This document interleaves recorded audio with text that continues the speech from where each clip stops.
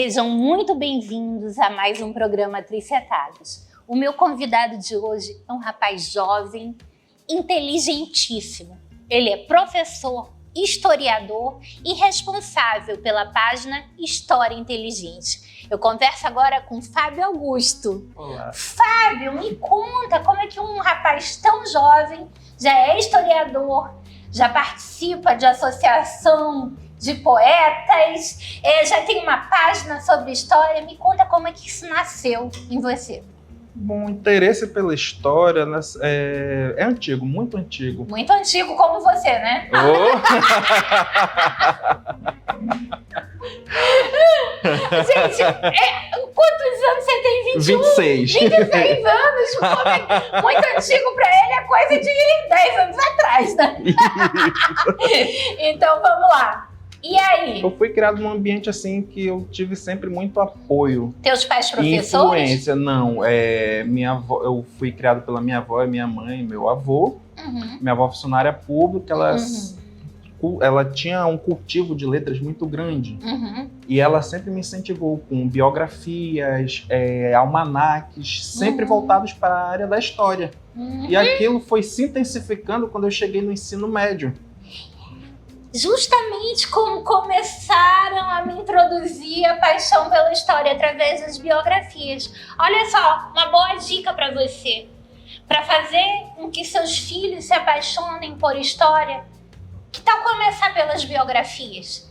Talvez seja aquela maneira de levantar, né, aquela paixão por conhecer a época, o ambiente, né, e viajar através da história. E aí, no ensino médio, você... O ensino médio foi uma paixão imensa pela história do Amazonas. Quando eu tive contato assim direto com a história do Amazonas, em que minha professora do ensino médio levava fontes da nossa história para serem analisadas com os alunos. Ela levava cópias de documentos da Capitania do Rio Negro, levava fotos antigas aqui da cidade. Eu fiquei maravilhado quando eu vi aquilo. Então vamos fazer uma homenagem a essa professora, por mais professoras como ela. Qual Professora Lucília Dutra. Professora Lucília Dutra, parabéns pelo seu trabalho. Obrigada por plantar, né, semear esse amor à história no coração dos jovens. E se você estiver assistindo a gente, poxa, quero recebê-la aqui também. Mas, Fábio, e a professora Lucília Dutra, ela te influenciou a decidir qual o curso que você iria? Sim, totalmente. Eu me lembro, foi chegando 2013, 14, 15, época do PSC da Universidade Federal do Amazonas. Gente, ontem! Foi chegando a época e vai ser história. Decidido história.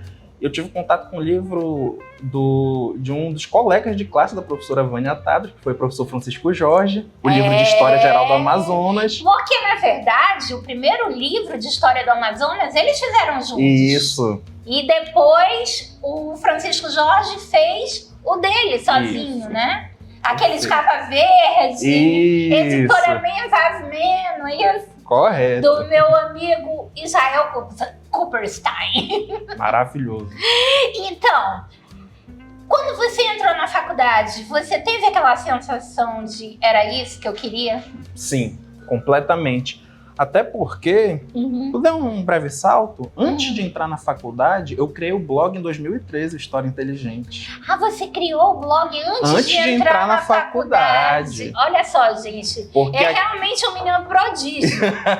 Porque aquele gosto que eu já nutria pela história, eu pensei, poxa, eu gosto de escrever também. Eu podia divulgar esses textos para o grande público. É verdade. Aí veio em mente, poxa, eu vou para alguma plataforma. E na época que eu gostei mesmo, tanto pelo custo-benefício como pela forma de divulgação, foi o blog.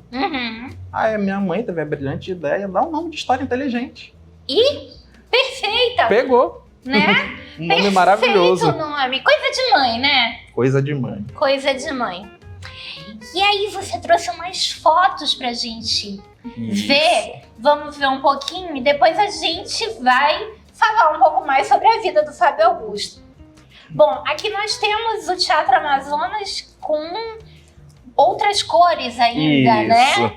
Porque o Teatro Amazonas, para quem não sabe, na última reforma, ele retornou à cor original. Que todas as cores do casario antigo em Manaus, eles eram compostos a partir de tons terrosos, né, Fábio? Correto. E aí, durante uma reforma, na época do governo militar, foi trocada a cor do Teatro Amazonas, né? E nós retornamos à cor original na última reforma, certo? Correto. Correto? Corretíssimo. Final dos anos 80, início dos anos 90. E aí, o nosso Teatro Amazonas é o nosso grande cartão postal. Aqui nós temos provavelmente um cartão postal dos anos 70, né? Isso, 75. Olha, nossa! É impressionante quando a gente está entrevistando alguém. Dizem que determinados temas nós somos peixes fora d'água, né? Nesse aqui, nós dois estamos dentro d'água. Dois apaixonados por história. E aqui, Praça da Matriz. nós temos o prédio da Alfândega e depois vai ficar na tela, né? A Praça da Matriz na primeira configuração. Isso, uma foto de 1948. Olha Cartão postal, na só. verdade, né? Então, que bom que restauraram da maneira que era originalmente, né? Isso. Porque quando eu conheci a Praça da Matriz, havia um zoológico. O aviáquário, funcionando lá, isso. o aviáquário. E aqui a gente tem a foto, essa com certeza do século XIX, do prédio da Alfândega, né? Tem até a assinatura, olha, a Favorita que era a maior loja de fotos que existia na cidade durante muito tempo, depois foi superada pela Foto Nascimento, né? Mas a Favorita, ela registrou para a posteridade vários e vários locais e acontecimentos de Manaus. Eu vou pedir um intervalinho comercial, Fábio, e a gente volta já já falando sobre esse tema que a gente ama tanto, que é a história inteligente.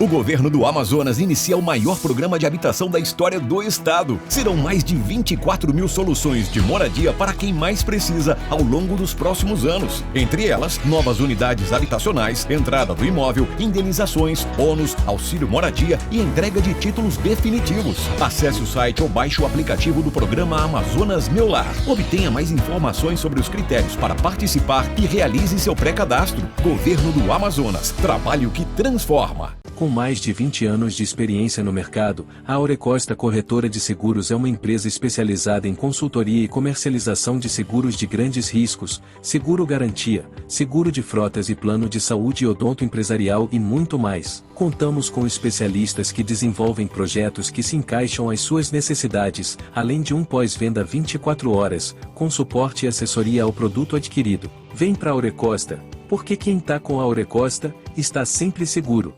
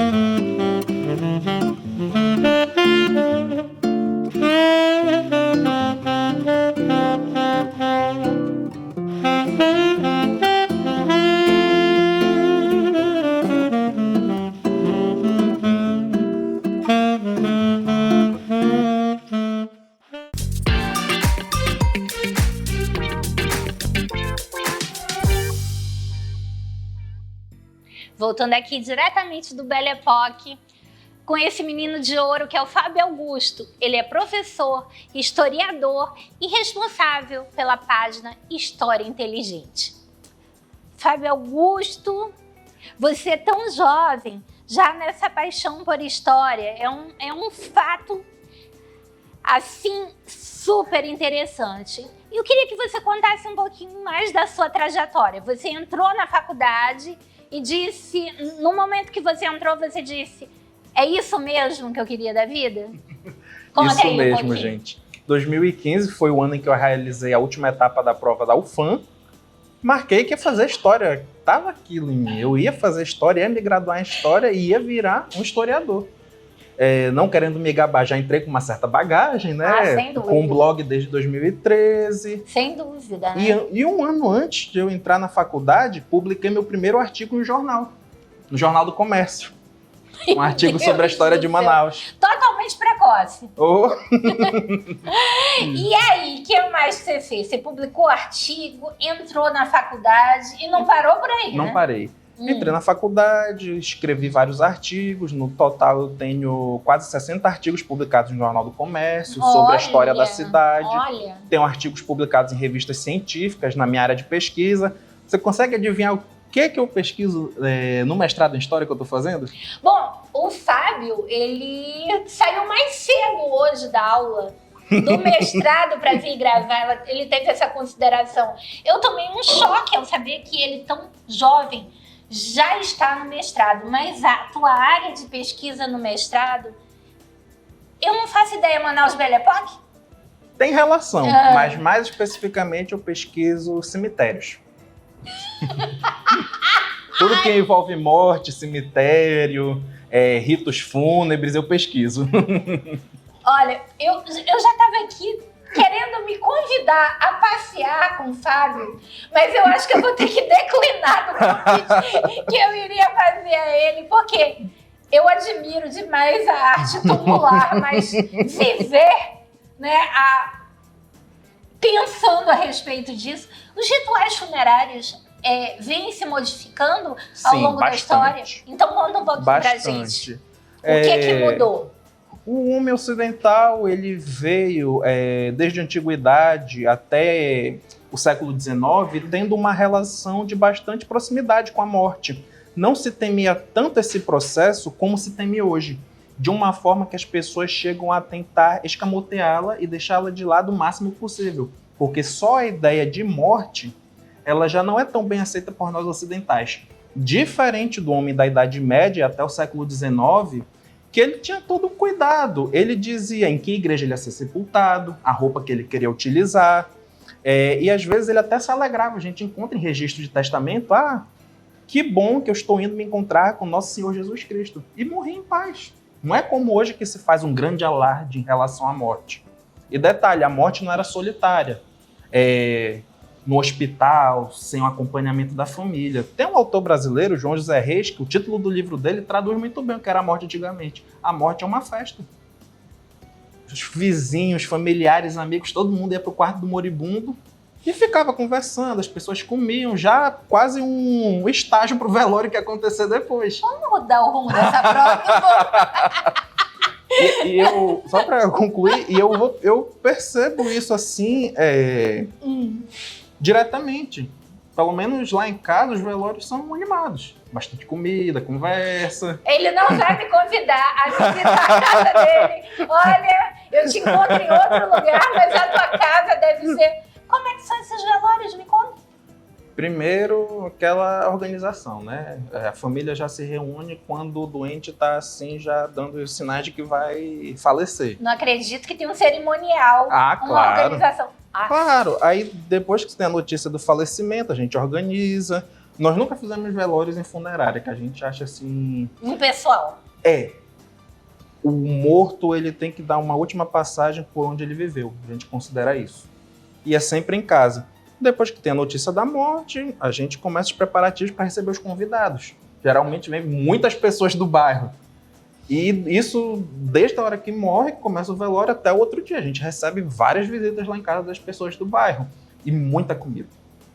Muita comida. Deve estar morrendo gente pra caramba por lá, né? Gente! Aí, atualmente, no mestrado, eu pesquiso os monumentos do São João Batista. Tá. Esse tema já me interessa, né? Mas aí porque eu quis dar uma encorpada. Só os monumentos, aí tudo. Fábio, o que você me falou agora remeteu à minha mãe, porque ela, também historiadora, né? Também professora de história, ela me pediu por tudo para morrer e ser velada na casa dela. E assim foi feito. Era isso que os brasileiros, o que o brasileiro mais temia até o início do século XX, morrer longe de casa. Gente, impressionante, né? Então quer dizer que tá totalmente fora da nossa tradição essa história recente da morte nos hospitais, nos CTIs, longe dos familiares, sob o cuidado de pessoas da área de saúde. Isso, é algo totalmente inovador. Tem um historiador, Norbert Elias, que ele chama esse processo de a solidão dos moribundos.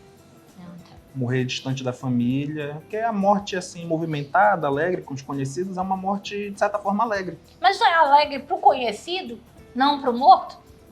Tem historiador que diz que é pros dois, porque no momento da morte, às vezes, a pessoa ela também quer aparecer, que não é visto, não é lembrado. Eu estudo uma parte do meu mestrado, os funerais dos ricos aqui em Manaus, era um momento em que tinha um colunismo, jornais... Fábio, peraí, que eu tenho que me recompor. Eu vou pedir um minutinho de intervalo comercial, tomar uma aguinha, porque eu não estava preparada para ouvir a respeito disso. Eu estava pensando que a gente ia ter uma conversa a respeito de fotos da cidade de Manaus. Um minutinho, a gente volta já.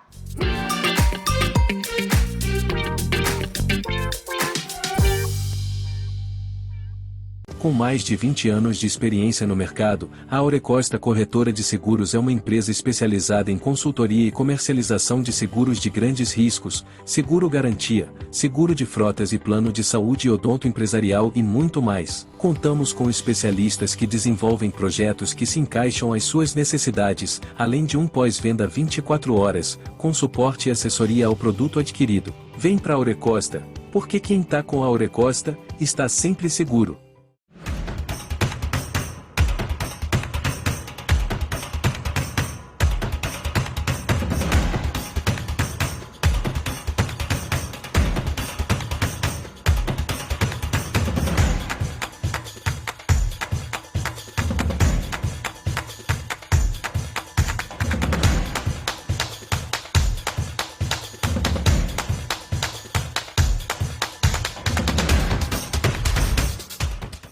O governo do Amazonas inicia o maior programa de habitação da história do estado. Serão mais de 24 mil soluções de moradia para quem mais precisa ao longo dos próximos anos. Entre elas, novas unidades habitacionais, entrada do imóvel, indenizações, ônus, auxílio moradia e entrega de títulos definitivos. Acesse o site ou baixe o aplicativo do programa Amazonas Meu Lar. Obtenha mais informações sobre os critérios para participar e realize seu pré-cadastro. Governo do Amazonas. Trabalho que transforma.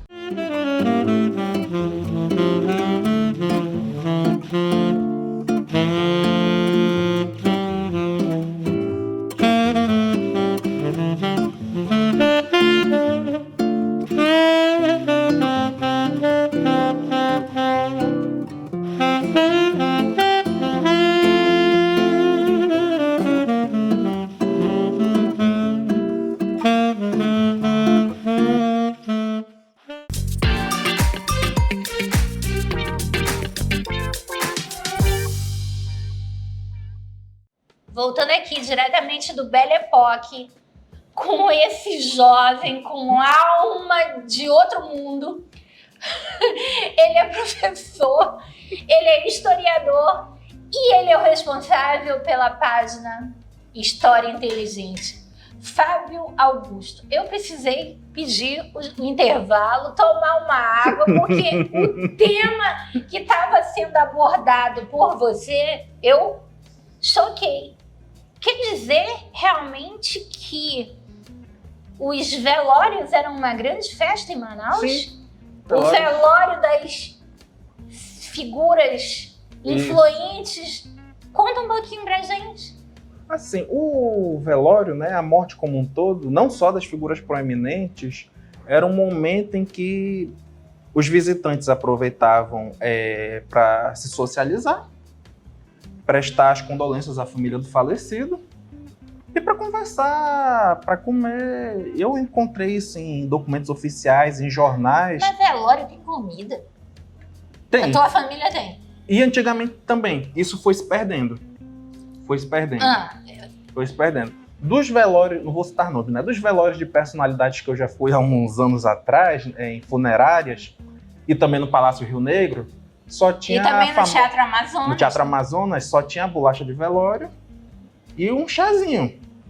Algo que era impensável. Tem relatos de velórios que o que se servia era cachaça para os convidados beberem. É o famoso beber o morto que a gente lê nos livros de memorialista, de antigamente, né? Isso. Beber o morto. Então, era uma celebração. Sim, era uma celebração, porque a morte não era entendida como o processo, o fim de tudo, era só uma transição. Todo mundo ia se encontrar no outro mundo e ia continuar festejando. Era só uma etapa, a festa não pode parar, mais ou menos assim. A festa não pode parar. Gente, eu tô chocada. E aí tu passas a tua vida dedicada a essa pesquisa? Isso, já tem 5 anos que eu tô pesquisando sobre isso. Eu vou perguntar o nome do teu orientador, porque eu quero dizer pra você, seu orientador, você é um guerreiro. Parabéns pela sua coragem, porque eu, enquanto professora, eu ia te passar adiante. Quem é teu orientador? É a professora Kate Valéria. Professora Kate Valéria, olha, parabéns pela coragem, porque esse rapaz aqui não é fácil não, eu já me engasguei aqui algumas vezes, mas temos alguma coisa para falar sobre vida? Sempre tem, com certeza, sempre tem. Então fale um pouco sobre vida, Fábio Augusto.